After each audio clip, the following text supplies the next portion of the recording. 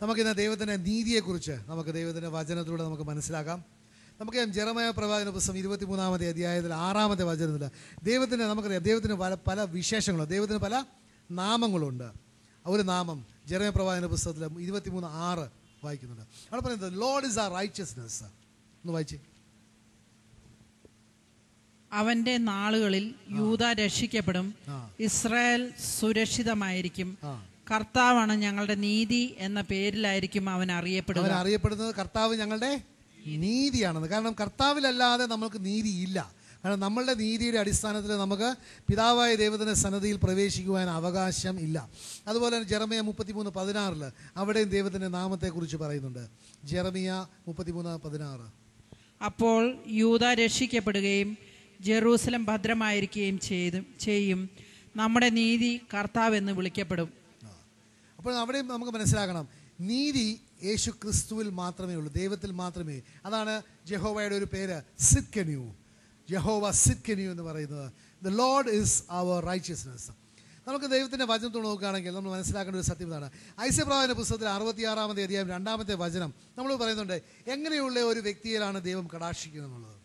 കാരണം നമ്മളുടെ നീതിയിൽ എന്ന് പറയുന്ന ദൈവത്തിൻ്റെ സന്നിധിയിൽ പ്രവേശിക്കുകയാണെങ്കിൽ നമ്മൾ ചെയ്ത നല്ല കാര്യങ്ങൾ, നമ്മൾ ചെയ്ത നല്ല പ്രവൃത്തികളുടെ അടിസ്ഥാനത്തിലാണ്.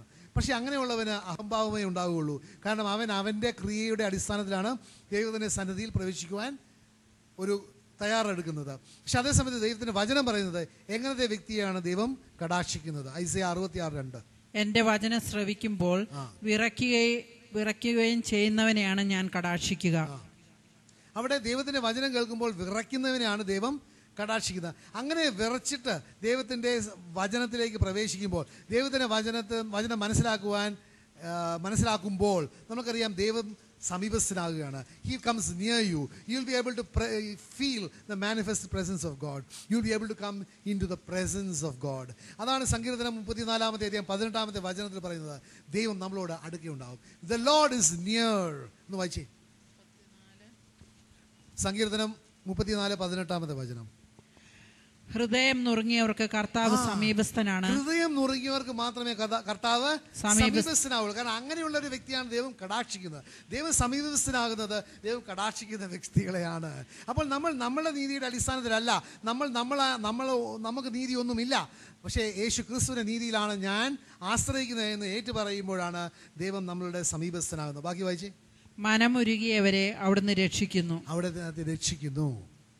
പിന്നെ നമുക്കറിയാം സങ്കീർത്തനം 51-ാമത്തെ അധ്യായം 17-ാമത്തെ വചനത്തിൽ പറയണം, അങ്ങനെയുള്ള വ്യക്തി മാത്രമേ ദൈവത്തിൻ്റെ സന്നിധിയിൽ പ്രവേശിച്ചാൽ മാത്രമേ ദൈവത്തിന് സ്വീകാര്യമായ ഒരു ബലി അർപ്പിക്കുവാൻ പറ്റുകയുള്ളൂ. ഉരുകിയ മനസ്സാണ് ദൈവത്തിന് സ്വീകാര്യമായ ബലി. ഒരു ഉരുകിയ മനസ്സാണ് ദൈവത്തിന് സ്വീകാര്യമായ. അപ്പോൾ നമുക്ക് ദൈവത്തിന് സ്വീകാര്യമായ, ബാക്കി വായിച്ച സിസ്റ്റർ. ദൈവമേ, നുറുങ്ങിയ ഹൃദയത്തെ അങ്ങ് നിരസിക്കുകയില്ല, അങ്ങ് പ്രസാദിച്ച സിയോന് നന്മ ചെയ്യണമേ. അപ്പോൾ നമ്മൾ മനസ്സിലാക്കണം, ദൈവത്തിന്റെ സന്നിധിയിൽ പ്രവേശിച്ച ഒരു ബലി അർപ്പിക്കണം എന്നുണ്ടെങ്കിൽ ഒരു നുറുങ്ങിയ ഹൃദയത്തോടു കൂടി വേണം നമ്മൾ ഇൻ ഹ്യൂമിലിറ്റി നമ്മൾ ദൈവത്തോട് സമീപിക്കണം. ആ ഹ്യൂമിലിറ്റി എപ്പോഴാണ് വരുന്നത്? നമ്മളുടേതായ നമുക്കൊന്നുമില്ല എന്ന് നമ്മൾ ഏറ്റുപറയുകയും എൻ്റെ എല്ലാം യേശു ക്രിസ്തുവിൽ മാത്രമാണ് എന്ന് നമ്മൾ അംഗീകരിക്കുമ്പോഴാണ് നമ്മളുടെ ഇല്ലായ്മയും ദൈവത്തിൻ്റെ എല്ലായ്മയും നമ്മൾ ഏറ്റുപറയുന്നത്. അതാണ് റോമർക്ക് ലേഖനം 3-ാമത്തെ അധ്യായം 10 മുതൽ 18 വരെ വചനങ്ങൾ വായിക്കുകയാണെങ്കിൽ അവിടെ ദൈവത്തിൻ്റെ വചനം നമ്മളെ പഠിപ്പിക്കുന്നുണ്ട് ഏതാണ് നീതി. പക്ഷെ നമുക്ക് സമയമില്ലാത്തതുകൊണ്ട് ആ 10-ാമത്തെ വചനം മാത്രം നമുക്ക് വായിക്കാം. റോമൻസ് 3:10. ഇങ്ങനെ എഴുതപ്പെട്ടിരിക്കുന്നു, നീതിമാനായ ആരുമില്ല, ഒരുവൻ പോലുമില്ല, കാര്യം ഗ്രഹിക്കുന്നവനില്ല, ദൈവത്തെ അന്വേഷിക്കുന്നവനുമില്ല, ആരുമില്ല. നീതിമാൻ ദൈവത്തിന്റെ സ്റ്റാൻഡേർഡ്, ദൈവത്തിന്റെ ബെഞ്ച് മാർക്ക് വെച്ച് നോക്കുമ്പോൾ ദൈവത്തിന്റെ നീതിയിൽ അടുക്കുന്ന ഒരു വ്യക്തിയുമില്ല. അപ്പോൾ നമുക്ക് അങ്ങനെ ദൈവം പറയുകയാണെങ്കിൽ എങ്ങനെ ദൈവത്തിൻ്റെ സന്നിധിയിൽ എൻ്റെ നീതിയുടെ അടിസ്ഥാനത്തിൽ എനിക്ക് പ്രവേശിക്കുവാൻ പറ്റുകയില്ല. അതുകൊണ്ടാണ് ലൂക്കായുടെ സുവിശേഷം 18-ാമത്തെ അധ്യായത്തിൽ 9 മുതൽ 14 വരെ വചനങ്ങൾ വായിക്കുകയാണെങ്കിൽ അവിടെ ആ ഫരിസേനും ആ ചുങ്കക്കാരനെ കുറിച്ചാണ് ദൈവത്തിൻ്റെ വചനം പറയുന്നത്. അവിടെ നമുക്ക് മനസ്സിലാക്കുന്നുണ്ട് ആ ഫരിസേൻ ദൈവത്തിൻ്റെ മുമ്പിൽ സന്നിധിയിൽ എങ്ങനെയാണ് പ്രവേശിച്ചത്? അവൻ്റേതായ നല്ല കാര്യങ്ങൾ ഏറ്റു പറഞ്ഞിട്ട്. അതേസമയത്ത് ചുങ്കക്കാരൻ എങ്ങനെയാണ് പറഞ്ഞത്? അവൻ്റേതായ ഒന്നുമില്ല, അവൻ പാപിയാണെന്ന് ഏറ്റു പറഞ്ഞിട്ടാണ്. പക്ഷേ ദൈവത്തിൻ്റെ വചനം നമ്മളെ പഠിപ്പിക്കുന്നത് ആ എല്ലാം നല്ല കാര്യങ്ങൾ ചെയ്ത വ്യക്തിയല്ല ദൈവത്തിന് മുമ്പിൽ നീതീകരിക്കപ്പെട്ടത്. അതിനുപരി ആ പാപിയാണ് എന്ന് ഏറ്റുപറഞ്ഞ് ആ ചുങ്കക്കാരനാണ് നീതീകരിച്ചിട്ട് ആ ദൈവത്തിൻ്റെ ഭവനത്തിൽ നിന്ന് പോയത്. പ്രിയപ്പെട്ടവരെ, നമ്മൾ എപ്പോഴും ഏറ്റു പറയണം, നമ്മളെ കൊണ്ടൊന്നും പറ്റുകയില്ല, എല്ലാം ദൈവത്തിൻ്റെ കൃപയാണ്. നമ്മൾ എന്തെങ്കിലും നല്ല നന്മ ചെയ്തിട്ടുണ്ടെങ്കിൽ, നമ്മൾ എന്തെങ്കിലും നന്മ വസിക്കുന്നുണ്ടെങ്കിൽ അത് ദൈവത്തിൻ്റെ കൃപയുടെ അടിസ്ഥാനത്തിൽ മാത്രമാണ്. അത് എൻ്റെ കഴിവോ എൻ്റെ ബുദ്ധിയോ എൻ്റെ കഴിവുകൾ ഉപയോഗിച്ച് ചെയ്തതല്ല എന്നുള്ളത്. അങ്ങനെ നമ്മൾ മനസ്സിലാക്കണം. ആ ദൈവത്തിൻ്റെ നന്മ, ദൈവത്തിൻ്റെ ഹോളിനെസ്, ദൈവത്തിൻ്റെ ആ വിശുദ്ധി നമ്മളുമായിട്ട് നോക്കുമ്പോൾ നമ്മൾ ദൈവത്തിന് അടുത്ത് വരുന്നേയില്ല. Because all have sinned and fallen short of the glory of God. പിന്നെ ദൈവത്തിൻ്റെ വചനം 2 Corinthians 5-21 അവിടെ പറയുന്നുണ്ട്, നമ്മുടെ സ്വന്തം നീതിയുടെ അടിസ്ഥാനത്തിൽ നമുക്ക് നീതീകരിക്കപ്പെടുവാൻ പറ്റുമെന്നുണ്ടെങ്കിൽ ആ യേശു ക്രിസ്തു നമുക്ക് വേണ്ടി മരിക്കേണ്ട ആവശ്യമില്ലായിരുന്നു. പക്ഷേ നമ്മൾ ദൈവത്തിൻ്റെ നീതി ആകേണ്ടതിന് പാപം അറിയാത്തവനെ നമുക്ക് വേണ്ടി പാപമാക്കി. കാരണം നമ്മളുടെ നീതി ദൈവത്തിന് സ്വീകാര്യമല്ല. Our self-righteousness is not acceptable to God. It is not acceptable to God. അതുകൊണ്ടാണ് റോമാക്കാരുടെ ലേഖനം, നമുക്കറിയാം നമ്മളുടെ കണ്ടീഷൻ എന്താണ്. നമുക്ക് റോമാക്കാരുടെ ലേഖനം 3-22 വായിക്കുകയാണെങ്കിൽ അവിടെ നമുക്കൊന്ന് വായിക്കാം സിസ്റ്ററെ. അവിടെ ദൈവത്തിൻ്റെ നീതിയിലൂടെ കീഴിലോട്ട് വരുവാനായിട്ട് അവർ എല്ലാവർക്കും ഒരുപോലെ തന്നെയാണ് അവകാശമുള്ളത്. ഒന്ന് വായിക്കാം. ഈ ദൈവനീതി വിശ്വസിക്കുന്ന എല്ലാവർക്കും. ഈ ദൈവനീതി ഒരു വ്യക്തിക്ക് മാത്രമോ അല്ലെ ഒരു സമൂഹത്തിന് വേണ്ടി, ഒരു കൂട്ടായ്മയ്ക്ക് വേണ്ടി മാത്രമല്ല, അതിനുപരി യേശു ക്രിസ്തു ആകുന്ന ആ ദൈവം, നമ്മൾ നേരത്തെ കേട്ടല്ലോ, he is just and the justifier. അവൻ നീതിയും നീതീകരിക്കുന്നവനുമാണ് എന്നുള്ളത്. അങ്ങനെ ആ നീതീകരിക്കുന്ന പിതാവായ ദൈവത്തിന് മുമ്പിൽ എന്നെ നീതീകരിക്കാൻ പറ്റുന്ന ആ യേശു ക്രിസ്തുവിലുള്ള വിശ്വാസത്തിലൂടെ മാത്രമാണ്. അത് എല്ലാവർക്കും നീതീകരിക്കാൻ അവകാശമുണ്ട്. അത് ഒരു യഹൂദർക്കോ അല്ലെങ്കിൽ ഗ്രീക്കുകാർക്കോ മാത്രമല്ല, എല്ലാവർക്കും. വായിച്ചേ. ഈ ദൈവനീതി വിശ്വസിക്കുന്ന എല്ലാവർക്കും. വിശ്വാസമാണ് ദ ക്വാളിഫിക്കേഷൻ. ആരെന്നുള്ള വ്യത്യാസം കൂടാതെ യേശു ക്രിസ്തുവിലുള്ള വിശ്വാസം വഴി ലഭിക്കുന്നതാണ്. അപ്പോൾ നമ്മൾ മനസ്സിലാക്കാം, യേശു ക്രിസ്തുവിലുള്ള വിശ്വാസത്തിലൂടെ മാത്രമേ ഉള്ളൂ. ഇപ്പോൾ ഇവിടെ നമ്മൾ മനസ്സിലാക്കാം, നമ്മൾ നേരത്തെ അപ്പമുറിക്കുന്ന ശുശ്രൂഷയിലൂടെ നമ്മൾ മനസ്സിലാക്കി ആ ദൈവം നമ്മളെ അത്രയധികം സ്നേഹിച്ചു. കാരണം എന്താ, നമ്മൾ പാപികളായിരിക്കും, നമ്മളെ തന്നെ രക്ഷിക്കുവാൻ നമ്മൾക്ക് സാധിക്കാത്തത് കൊണ്ടാണ് യേശു ക്രിസ്തു ഒരു ബലിവസ്തുവായിട്ട്, കളങ്കമില്ലാത്ത ഒരു ബലിവസ്തുവായിട്ട് നമ്മൾക്ക് വേണ്ടി മരിച്ചത്. അപ്പോൾ നമ്മൾ നോക്കണം, നമ്മൾ ഇപ്പോൾ തന്നെയാണെങ്കിൽ നമ്മൾ എന്തുമാത്രം പാപങ്ങൾ ചെയ്തു കൂട്ടുന്നുണ്ട്. പ്രിയപ്പെട്ട, നമ്മൾ തന്നെ നോക്കുകയാണെങ്കിൽ നമ്മൾ ശരിയല്ലാത്ത കാര്യങ്ങൾ പറഞ്ഞിട്ടുണ്ടോ? നമ്മൾ മറ്റുള്ളവരുടെ അസൂയയോ വിദ്വേഷമോ വൈരാഗ്യമോ നമ്മുടെ ഹൃദയത്തിലുണ്ടോ? നമ്മൾക്ക് ഏത് മേഖലയിൽ നോക്കുകയാണെങ്കിൽ നമ്മൾ വളരെയധികം പാപം ചെയ്ത വ്യക്തികളായിരിക്കും. പക്ഷെ അതിനൊക്കെ നമുക്കറിയാം, ദൈവത്തിൻ്റെ ആ കുഞ്ഞാടിൻ്റെ രക്തത്തിലൂടെ നമുക്ക് നീതീകരിക്കപ്പെടുവാൻ പറ്റും. പിന്നെ നമുക്കറിയാം, ഏറ്റവും കൂടുതൽ പാപം ചെയ്യുന്നത് ഈ ബിറ്റർനെസ്, വിദ്വേഷത്തിൻ്റെ. ഒന്ന് വായിച്ചോ, ഹെബ്രായരുടെ ലേഖനം 12-15 ഒന്ന് വായിക്കാമോ? ഹീബ്രൂസ് 12:15. ദൈവകൃപ ആർക്കും നഷ്ടപ്പെടാതിരിക്കുവാൻ ശ്രദ്ധിക്കുവിൻ. വിദ്വേഷത്തിന്റെ വേര് വളർന്ന്, വിദ്വേഷത്തിന്റെ വേര്, റൂട്ട് ഓഫ് ബിറ്റർനെസ്, അതാണ് നമ്മൾ ശ്രദ്ധിക്കേണ്ടത്. കാരണം നമുക്ക് അതിൽ നിന്നാണ് പല പല പാപങ്ങളും മുളച്ചു വരുന്നത്. നമുക്കറിയാം, ദൈവത്തിൻ്റെ സന്നിധിയിൽ നമ്മളുടെ തന്നെ ഇല്ലായ്മ ഏറ്റു പറയണം. പക്ഷെ നേരത്തെ പറഞ്ഞല്ലോ, റോമാക്കാരുടെ ലേഖനം 3-23 പറയുന്നത്, all have sinned and fallen short of the glory of God. എല്ലാവരും പാപം ചെയ്ത് ദൈവമഹത്വത്തിൽ നിന്ന് അകന്നു പോയിരിക്കുകയാണ്. പക്ഷെ ദൈവത്തിൻ്റെ വലിയ സുവിശേഷം എന്തെന്ന് വെച്ചാൽ, നമ്മൾ ഏത് പാപാവസ്ഥയിലാണെങ്കിൽ പ്രിയപ്പെട്ടവരെ, നമ്മൾ മനസ്സിലാക്കുന്ന ഒരു സത്യം ഇതാണ്: ദൈവം നല്ലവനാണ്, ദൈവം ക്ഷമിക്കുന്ന ദൈവമാണ്, ദൈവം സ്നേഹിക്കുന്ന ദൈവമാണ്. അതാണ് 1 യോഹന്നാൻ 1:9 ദൈവം നമുക്കൊരു വാഗ്ദാനം തരിക. പാപാവസ്ഥയിലാണെങ്കിൽ പോലും പ്രിയപ്പെട്ടവർ, ഈ വാഗ്ദാനം നമ്മൾ മുറുകെ പിടിച്ച, നമ്മൾ ഒരു നുറുങ്ങിയ ഹൃദയത്തോടു കൂടി നമ്മൾ ദൈവത്തിലേക്ക് തിരിച്ചു വരുവാനുള്ള ആഗ്രഹം, ധൂർത്തപുത്രൻ എങ്ങനെയാണ് അവൻ്റെ അവസ്ഥ മനസ്സിലാക്കുകയും അവനായിരിക്കേണ്ടവിടത്തല്ല അവൻ ഇരിക്കുന്നതെന്ന് മനസ്സിലാക്കി അവനൊരു തീരുമാനമെടുക്കുകയാണ്. എപ്പോൾ നമ്മൾ പാപം വിട്ടിട്ട് യേശുവിലേക്ക് തിരിച്ചു വരാൻ, യേശുവിൻ്റെ നീതിയിലേക്ക് തിരിച്ചു വരുവാനായിട്ട് നമ്മൾ ഒരു തീരുമാനമെടുക്കുന്നുവോ, അപ്പോൾ നല്ലവനായ ദൈവം നമ്മളെ ക്ഷമിക്കുവാനും തിരികെ നമ്മൾ ആ സ്നേഹബന്ധത്തിലേക്ക് കൂട്ടിച്ചേർക്കുവാനും തയ്യാറുള്ളൊരു ദൈവമാണ്. ഒന്ന് വായിച്ചേ, 1 യോഹന്നാൻ 1:9. നാം പാപങ്ങൾ ഏറ്റുപറയുന്നെങ്കിൽ അവൻ വിശ്വസ്തനും നീതിമാനുമാകയാൽ പാപങ്ങൾ ക്ഷമിക്കുകയും എല്ലാ അനീതികളിൽ നിന്ന് നമ്മെ ശുദ്ധീകരിക്കുകയും ചെയ്യും. പക്ഷേ നമുക്ക് ആ പാപം ഏറ്റു പറയാൻ പറ്റാത്ത ഒരു അവസ്ഥ. കാരണം എന്താണ്? നമ്മുടെ ഹൃദയ കാഠിന്യമാണ്. നമ്മളെ സ്വന്തം നീതീകരിച്ച് നമ്മളെ തന്നെ ഒരു വിലപിടിപ്പ്, we have made an assessment of ourselves. എന്നിട്ട് നമ്മൾക്ക് ഒരു കുറ്റവുമില്ല, ഒരു കുറവുമില്ല എന്ന് നമ്മളെ തന്നെ തീരുമാനിക്കുക. ആ ഹൃദയ കാഠിന്യം മൂലമാണ് നമുക്ക് പാപം മനസ്സിലാക്കുവാനോ അത് ഏറ്റുപറയുവാനോ പറ്റാത്തൊരവസ്ഥ. കാരണം ഐസയ പ്രവാചകന്റെ പുസ്തകം 46-12 വളരെ വ്യക്തമായിട്ട് പറയുന്നുണ്ട്, listen to me you stubborn hearted who are far from righteousness.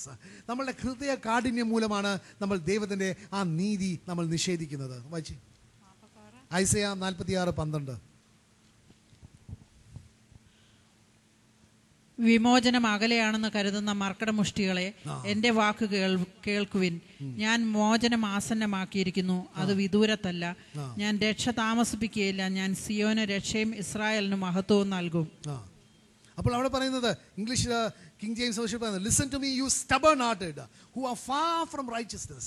നിങ്ങൾ ദൈവത്തിൻ്റെ നീതിയിൽ നിന്ന് വളരെ വളരെ അകന്നിരിക്കുകയാണ്. എന്തുകൊണ്ട്? നിങ്ങളുടെ ഹൃദയ കാഠിന്യം മൂലം.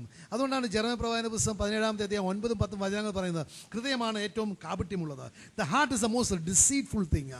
ഒന്ന് വായിച്ചേ, ജെറമ്യ 17. ഹൃദയം മറ്റെന്തിനേക്കാളും കാപട്യമുള്ളതാണ്, ശോചനീയമിതം ദുഷിച്ചതുമാണ്. അതിനെ ആർക്കാണ് മനസ്സിലാക്കാൻ കഴിയുക?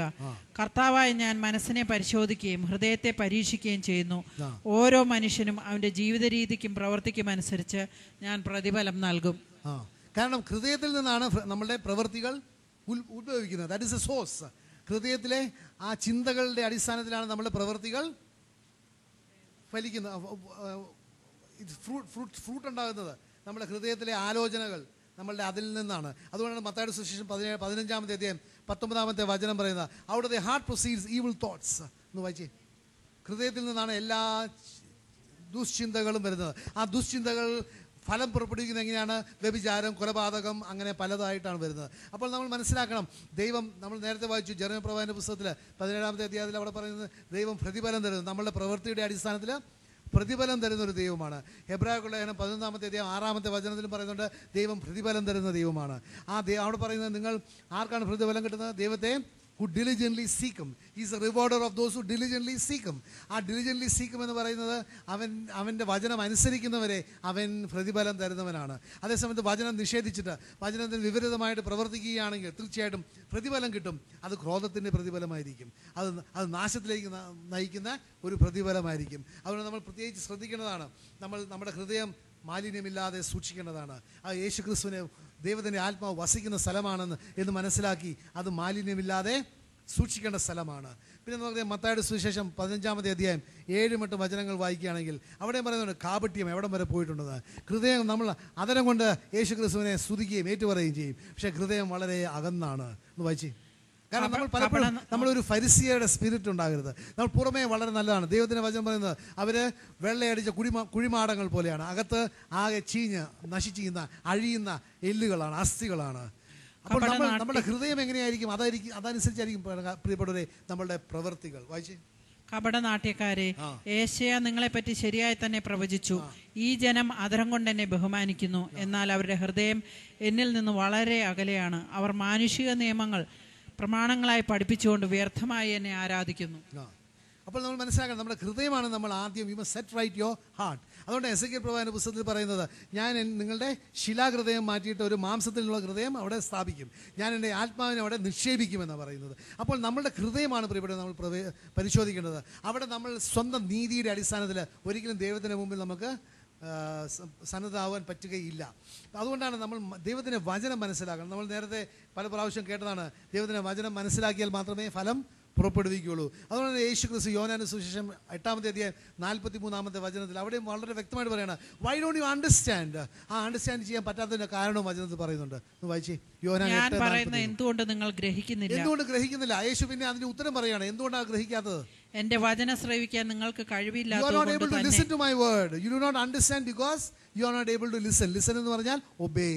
നിങ്ങൾക്ക് എൻ്റെ വചനം ശ്രവിക്കുവാൻ പറ്റുന്നില്ല, നിങ്ങൾക്ക് എൻ്റെ വചനം അനുസരിക്കുവാൻ പറ്റുന്നില്ല. അതുകൊണ്ടാണ് നിങ്ങൾക്ക് എൻ്റെ വചനം മനസ്സിലാക്കുവാൻ പറ്റാതെ ഇരിക്കുന്നത്. പിന്നെ അതുകൊണ്ടാണ് ഐസ പ്രവാചകന്റെ പുസ്തകം 6-ാമത്തെ അധ്യായം 9-10 വചനങ്ങൾ പറയുന്നുണ്ട്. അവിടെ പ്രവാചകനോട് ദൈവം പറയുകയാണ്, പോവുക. പ്രവാചകൻ ഏറ്റു പറയുകയാണ്, എനിക്ക് വേണ്ടി ആര് പോകും? അപ്പം ഞാൻ പോകാമെന്ന് എന്ന് വോളണ്ടിയർ ചെയ്ത് കഴിഞ്ഞിട്ട് ദൈവം അവനോട് പറയാണ്, അവിടെയുള്ള ആ മനുഷ്യരുടെ അവസ്ഥ എന്താണെന്നുള്ളത്. വായിച്ചേ. നിങ്ങൾ വീണ്ടും വീണ്ടും കേൾക്കും, മനസ്സിലാക്കുകയില്ല. നിങ്ങൾ വീണ്ടും വീണ്ടും കാണും, ഗ്രഹിക്കുകയില്ല.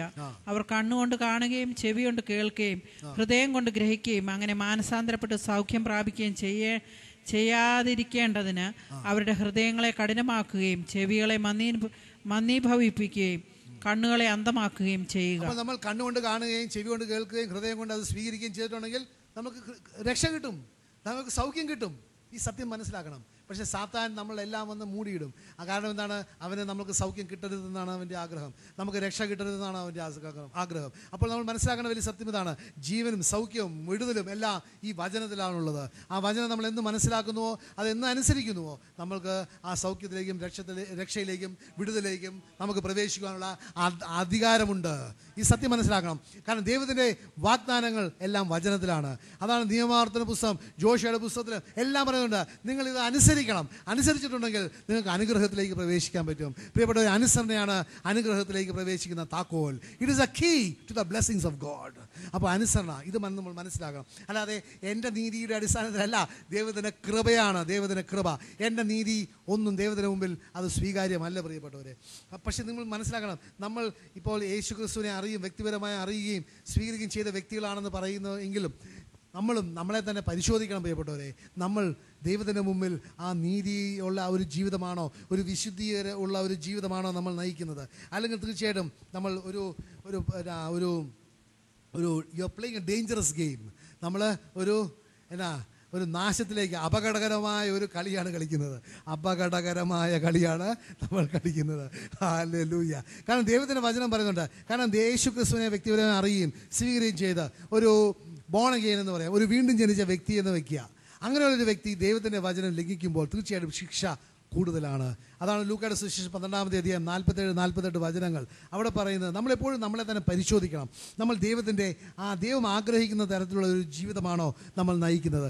ദൈവത്തിൻ്റെ വചനം നമ്മളെ കൽപ്പിക്കുന്നതനുസരിച്ചുള്ള ജീവിതമാണോ നയിക്കുന്നത്? തീർച്ചയായിട്ടും നമ്മളെല്ലാവരും ബലഹീനത കൊണ്ട് നമ്മൾ പാപത്തിൽ വീഴുവാനോ പാപം ചെയ്യുവാനോ സാഹചര്യങ്ങളുണ്ട്. പക്ഷേ നമ്മളെപ്പോഴും ദൈവത്തിൻ്റെ വചനം നമ്മളെ കൺവിക്റ്റ് ചെയ്യുകയും തിരിച്ച് ദൈവത്തിൻ്റെ വചനം വാഗ്ദാനം ചെയ്തിരിക്കുന്ന ആ ദൈവവുമായിട്ട് അനുരഞ്ജനത്തിലേക്ക് വന്ന് തിരികെ ആ ബന്ധത്തിലേക്ക് തിരികെ നമ്മൾ വരണം. വായിച്ചേ, ലൂക്ക 12:47-48. യജമാന്റെ ഹിതം അറിഞ്ഞിട്ടും അതനുസരിച്ച് പ്രവർത്തിക്കുകയോ അതിന് ഒരുങ്ങുകയോ ചെയ്യാത്ത ഭൃത്യൻ കഠിനമായി പ്രഹരിക്കപ്പെടും. എന്നാൽ അറിയാതെയാണ് ഒരുവൻ ശിക്ഷാർഹമായ തെറ്റ് ചെയ്തതെങ്കിൽ അവൻ ലഘുവായി പ്രഹരിക്കപ്പെടുകയുള്ളൂ. അധികം ലഭിച്ചവനിൽ നിന്ന് അധികം ആവശ്യപ്പെടും. തീർച്ചയായിട്ടും അധികം ആവശ്യപ്പെടും. അധികം ഏൽപ്പിക്കപ്പെട്ടവനോട് അധികം ചോദിക്കും. 5 താലന്ത് കൊടുത്തവനോട് 10 കിട്ടി. 2 താലന്ത് കൊടുത്തവനോട് 10 ചോദിച്ചില്ല, 4 ചോദിച്ചുള്ളൂ. കാരണം അധികം കിട്ടുന്നവനോട് അധികം ദൈവം ചോദിക്കും. കിട്ടുന്നതനുസരിച്ച്, ദൈവം നമുക്ക് തന്നിരിക്കുന്ന കഴിവുകൾ അനുസരിച്ച്, അല്ലെങ്കിൽ ദൈവം തന്നിരിക്കുന്ന ആ ടാലൻ്റ് അനുസരിച്ച് നമ്മൾ ദൈവരാജ്യത്തിന് വേണ്ടി പ്രവർത്തിക്കണം. പിന്നെ നമ്മൾ ഇന്നലത്തെ ഒരു വചനം കൂടെ നമ്മൾ മനസ്സിലാക്കേണ്ട വലിയ സത്യം ഇതാണ്. കൊരിന്ത്യസ് ലേഖനം 1-ാമത്തെ ലേഖനം 5-ാമത്തെ അധ്യായം 9 മുതൽ 13 വരെ വചനങ്ങൾ വായിക്കുകയാണെങ്കിൽ അവിടെ പൗലോസ് അപ്പോസ്തലൻ പറയുന്നുണ്ട്, ചില കൂട്ടരുടെ കൂടെ നിങ്ങൾ കൂട്ടുകൂടരുതെന്ന്. അത് എങ്ങനത്തെ കൂട്ടരാണെന്ന് അവിടെ വിശദീകരിക്കുകയാണ്. ഒന്ന് വായിച്ചേ, 1 Corinthians 5:9-13. വ്യഭിചാരികളുമായി സമ്പർക്കമരുതെന്ന് മറ്റൊരു ലേഖനത്തിൽ ഞാൻ എഴുതിയിരുന്നല്ലോ. ലോകത്തിലെ വ്യഭിചാരികളെയും അത്യാഗ്രഹികളെയും കള്ളന്മാരെയും വിഗ്രഹാരാധകരെയും ഒന്നടങ്കമല്ല ഞാൻ ഉദ്ദേശിച്ചത്. അങ്ങനെ ആയിരുന്നെങ്കിൽ നിങ്ങൾ ലോകത്തിൽ നിന്ന് തന്നെ പുറത്തു പോകേണ്ടി വരുമായിരുന്നു. കാരണം നിങ്ങൾ പുറത്തു പോയിട്ടുണ്ടെങ്കിൽ ഈ പറഞ്ഞ എല്ലാവരുമാണ്. അപ്പം നമ്മൾക്ക് അവരുമായിട്ട് ഇടപാടുണ്ടാകരുത് എന്ന് പറഞ്ഞിട്ടുണ്ടെങ്കിൽ നമ്മൾ ഈ ലോകത്തിൽ നിന്ന് തന്നെ പോകണം. പക്ഷേ എന്താ പറയുന്നത്? പ്രത്യുത സഹോദരൻ എന്ന് വിളിക്കപ്പെടുന്നവൻ അസന്മാർഗിയോ അത്യാഗ്രഹിയോ വിഗ്രഹാരാധനോ പരദൂഷകനോ മദ്യപനോ കള്ളനോ ആണെന്ന് കണ്ടാൽ അവനുമായി സംസർഗം പാടില്ലെന്നാണ് ഞാൻ എഴുതിയത്. അങ്ങനെയുള്ള ദൈവം പറയുന്ന കപടനാട്യക്കാരെ, നിങ്ങൾ വെള്ളയടിച്ച കുഴിയുമാടങ്ങൾ പോലെയാണ്. പ്രിയപ്പെട്ടവരെ, നമ്മൾ എപ്പോഴും നമ്മളെ തന്നെ പരിശോധിക്കണം. നമ്മൾ ആ വെള്ളയടിച്ച കുഴിമാടമാണോ? നമ്മൾ ബലഹീനരാണ് പ്രിയപ്പെട്ടവരെ. നമ്മൾ പാപം ചെയ്യാൻ സാഹചര്യങ്ങൾ ഉള്ളതാണ്, അവസരങ്ങൾ നമ്മളുടെ ഇടയിൽ വരുന്നുണ്ട്. ചിലപ്പോൾ നമ്മുടെ ബലഹീനതയിൽ പാപം ചെയ്യും. പക്ഷേ നമ്മൾ ആ കുറ്റങ്ങൾ, പാപങ്ങൾ ഏറ്റുപറഞ്ഞിട്ട് ദൈവത്തിൻ്റെ നീതിയിലേക്ക് പ്രവേശിക്കണം. പിന്നെ നമുക്കറിയാം, യോഹന്നാന്റെ സുവിശേഷം നമ്മൾ ഇന്നലെ രാജേഷ് ബ്രദർ രാജേഷ് പറയുന്നത് കേട്ടു. 20-ാമത്തെ അധ്യായം 17-ാമത്തെ വചനം, ഒരു പ്രിൻസിപ്പിൾ ഓഫ് ടച്ച് നോട്ട്. തീർച്ചയായിട്ടും അത് നമ്മുടെ ക്രിസ്ത്യ ജീവിതത്തിൽ അത് വളരെയധികം നമ്മൾ ശ്രദ്ധിച്ച് നമ്മൾ ചെയ്യേണ്ട കാര്യമാണ്. നമ്മൾ തൊടാൻ പാടില്ലാത്ത തൊടരുത്, നോക്കാൻ പാടില്ലാത്ത നോക്കരുത്, സംസാരിക്കാൻ പാടില്ലാത്ത സംസാരിക്കരുത്, നമ്മൾ ചെയ്യാൻ പാടില്ലാത്ത ഒന്നും ചെയ്യരുത്. കാരണം നമുക്കറിയാം, ജോഷുവ പ്രവാചകന്റെ പുസ്തകം 7-ാമത്തെ അധ്യായത്തിൽ അവിടെ അക്കാനെ കുറിച്ച് ഇന്നലെ പറഞ്ഞു. അങ്ങനെ നമ്മൾ മനസ്സിലാക്കണം, നമ്മൾ ഒരു ആത്മീയ ജീവിതത്തിൽ അല്ല ആത്മീയ കൂട്ടായ്മയിൽ നമ്മൾ ഒരു അക്കാനാകരുത്. തീർച്ചയായിട്ടും അങ്ങനെ ചെയ്യുകയാണെങ്കിൽ ദൈവത്തിൻ്റെ ക്രോധം നമ്മളുടെയും നമ്മളുടെ കുടുംബത്തിൻ്റെ മുകളിലും ഉണ്ടാകും. അങ്ങനെ ചെയ്യുന്നവരാണ് ദൈവത്തിൻ്റെ വചനങ്ങളൊന്നും അനുസരിക്കാതെ, അതൊന്നും വകവയ്ക്കാതെ. അപ്പോസ്തല പ്രവർത്തനം 7-ാമത്തെ അധ്യായം 51-ാമത്തെ വചനത്തിൽ പറയുന്നത് പോലെ സ്റ്റിഫ് നെക്ക് പീപ്പിൾ. ഒന്ന് വായിച്ചേ. അവർ ആ പരിശുദ്ധാത്മാവിനെ തന്നെ നിഷേധിക്കുകയാണ്, പരിശുദ്ധാത്മാവിൻ്റെ ശക്തിയെ നിഷേധിക്കുക. വായിച്ചേ അപ്പസ്തല പ്രവർത്തനം 7:51. മർക്കടമുഷ്ടിക്കാരെ, ഹൃദയത്തിലും കാതുകളിലും അപരിച്ഛേദരെ, നിങ്ങൾ എല്ലായ്പ്പോഴും പരിശുദ്ധാത്മാവിനോട് മല്ലടിക്കുകയാണ്. നിങ്ങളുടെ പിതാക്കന്മാർ നമുക്ക് ദൈവത്തിന്റെ വചനവും വാഗ്ദാനം വെളിപ്പെടുത്തി തരുന്നത്, അത് നമ്മൾ ചോദ്യം ചെയ്തും അതനുസരിക്കാതെയും നമ്മൾ അടിക്കുകയാണ്. ഇത് നമ്മൾക്കറിയാം. സക്കറിയ പ്രവാചന പുസ്തകം 7-ാമത്തെ അധ്യായം 11-ാമത്തെ വചനം അവിടെയും പറയുന്നുണ്ട്. But they refused to heed. Hallelujah. Shrugged their shoulders and stopped their ears so they could not hear. Hardening. നമ്മൾ മനസ്സിലാക്കണം, നമ്മൾ ഹൃദയ കാഠിന്യം.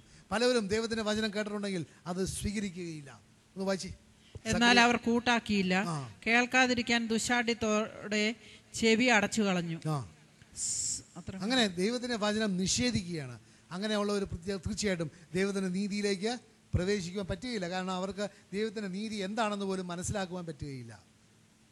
പിന്നെ നമുക്കറിയാം, വെളിപാട് പുസ്തകം 2-ാമത്തെ അധ്യായം 1 മുതൽ 7 വരെ വചനങ്ങൾ വായിക്കുകയാണെങ്കിൽ അവിടെയും ആ ഒരു ദൈവത്തിന്റെ വചനം ഒരു സഭയോട് സംസാരിക്കുകയാണ്. വായിക്കാമോ?